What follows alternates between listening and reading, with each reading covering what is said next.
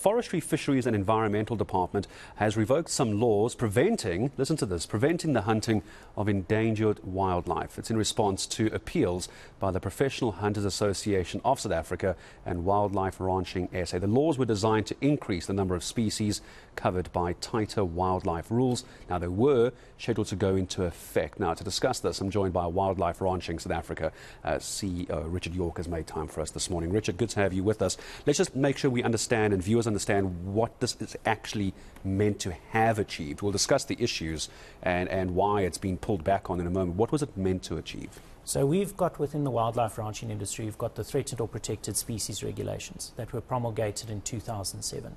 Now this was just basically an update of those regulations. So there's no regulations that have been taken away. This was just an update based on a renewed species list, based on new data, that the Minister had promulgated new regulations for the threatened and protected species.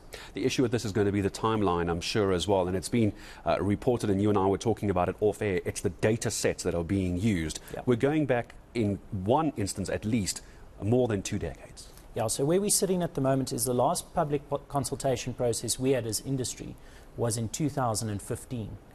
That's 8 years ago. And in 2015, the data that we're looking at for incorporating species on the endangered species, on the threatened protected species list, was based on 2001's data. Now, if you have a look at sable antelope, to give you a quick example, they say according to that data, there's only 1,346 sable in the country.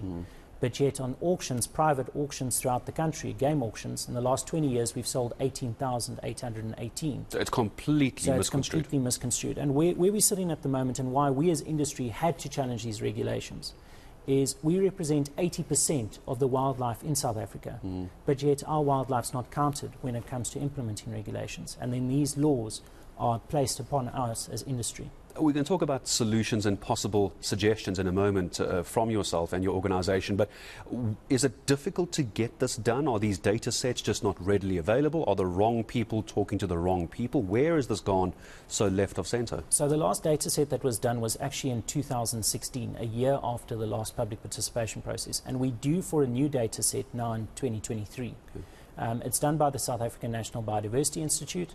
And what we need to change is the whole thing hinges around what is wild. We sit with a wildlife ranching industry that's thriving. We're talking about 20 million head of game in the country, 80% which is on private land, that's 16 million. That's not counted because it's farmed on marginal agricultural land. It's not considered wild.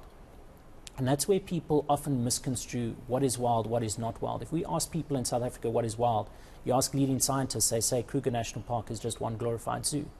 So where's the wild left in South Africa? We're talking about a population of 60 million people. So we need to understand new means of looking after wildlife, and the ranching role that we play with commercial utilization is very important.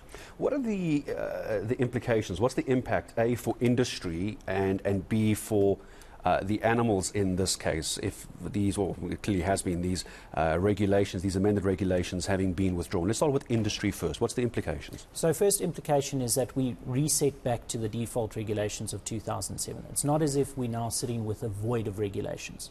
We just go back to things as they were. The implications that these regulations held for us is that a lot of new species were listed for the first time, such as sable antelope.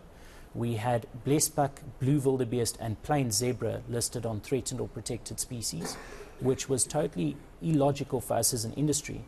And what the department turned around and said, no, they've listed them to prevent hybridization of the species. So we asked them, where's your data, where's your information? What's hybridization? Hybridization is crossbreeding. Okay. So now let's say blue wildebeest and black wildebeest. Okay. So we asked them for information. Where is this hybridization taking place? What's the statistics? What's the data? And they turned around and said, well, you as industry should have that. So we're having regulations made based on data that wasn't available. The second big challenge that we had, or issue, was that they said that animals may only be moved within their natural distribution range. Now, natural distribution range, you should surely have maps, you should have dates. Where is this natural distribution range? So we are basically trying to apply homelands for wildlife. So you're left totally at the discretion of the department. When are you moving a sable into or out of its natural distribution range? Where are these distribution range? Then we'd have to do habitat assessments and risk assessments. And the irony of everything is that the department themselves and parks are exempted from having to do these same risk assessments. So the numbers are just never going to make sense. The numbers don't make sense, and these regulations are aimed at protecting animals in the wild. Yeah. Now, they're applying these exact regulations on us as industry, and we're not even counted as those numbers have been in the wild. How dangerous is this when we start talking about those species that are actually endangered and actually do need to be protected? I know there's a lot of grey area and a lot of misunderstanding about what is wild, what is not wild, but what we do have is actual endangered species in our country. With all this confusion, are they even more at risk?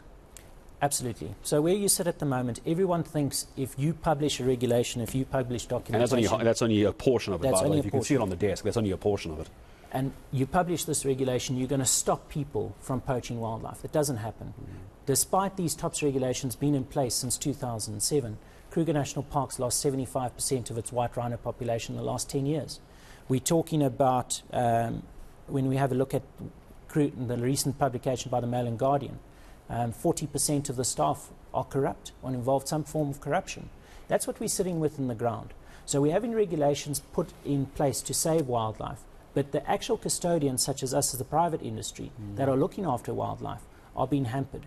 And why we say we've been hampered is our business rights are being violated. In terms of where we can generate a sustainable economic income from these animals, we now have to rely on departments that haven't got the resources, that haven't got the capacity, and are understaffed. Northern Cape, for example, is sitting with 80% understaffed. 3 of their biggest regions they don't have staff for.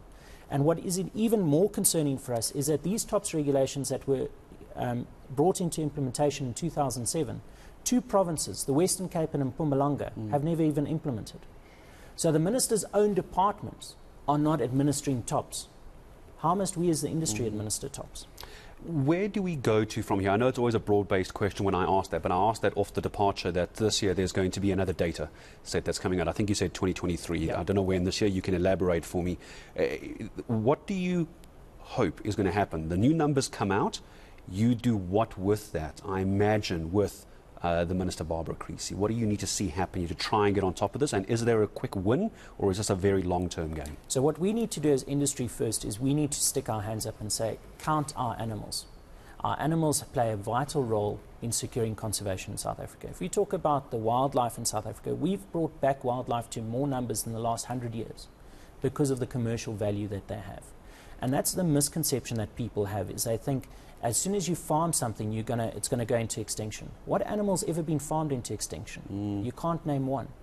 And that's the role we play. So we've got to stick our hands up and say, count our animals, recognize the contribution we're making to conservation in South Africa, that we readjust those figures, that the sable numbers are actually truly counted, that it's a true reflection. Then you won't have sable placed on a threatened or protected species list.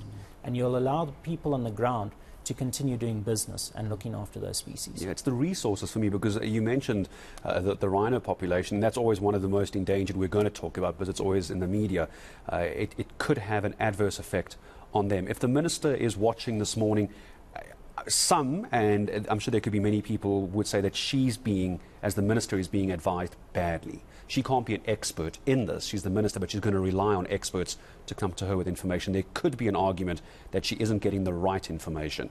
What would you be telling the minister this morning? Does she need to sit down with you, for example, or what would she need to do to get on top of this? The minister's got what we call the Wildlife Forum, which is all the experts from within the industry. And she's actually mandated, her predecessor, Edna Malewa, mandated that Wildlife Forum to give her advice, to give information, to sit with the department. And that's where we encourage the minister, through her DG and her DDG, listen to the advice we as industry are given. We don't want to be in courts with the minister. We don't want to be at loggerheads with the minister, because this is the department we must work with to find a solution for wildlife. But then we need to be recognized. You can't have regulations that are brought into place after 8 years public participation, after numerous amendments in Parliament, after COPs, various CITES interventions, and then expect us to just say, well, we accept it. We need to find workable solutions, and we as the industry are sticking our hands up and saying, Minister Creecy, we want to work with you.